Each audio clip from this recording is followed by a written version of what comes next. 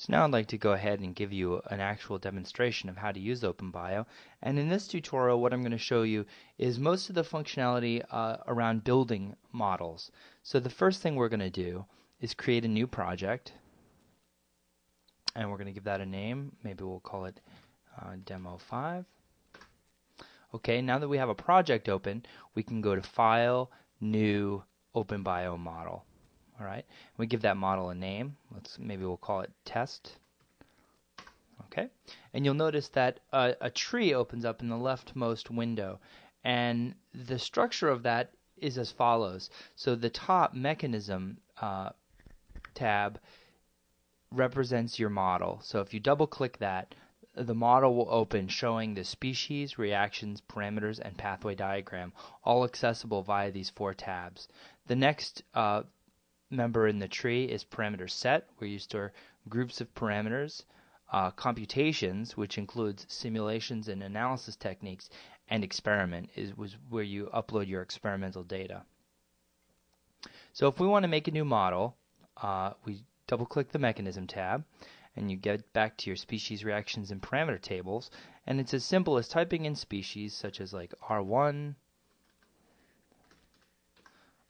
R2, and R3.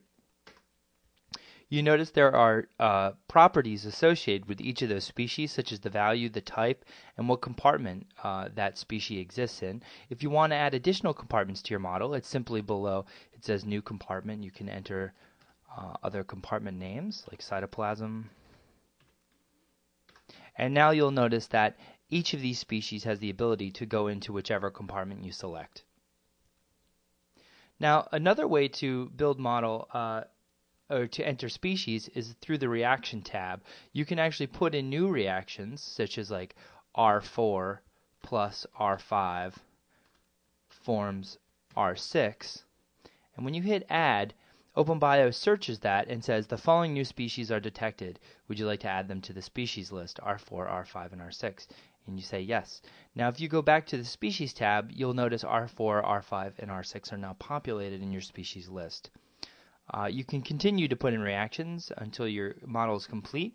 Each reaction has properties associated with it, like what rate type it is it mass action reversible, irreversible, Michaelis-Menten, and whatnot.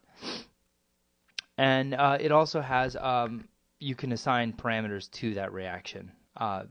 So let's go to the Parameters tab, and this is where the values for all your species live. So we've formed R1 through R6, and the values can easily be set by clicking on the value box and putting in a value for them, like so.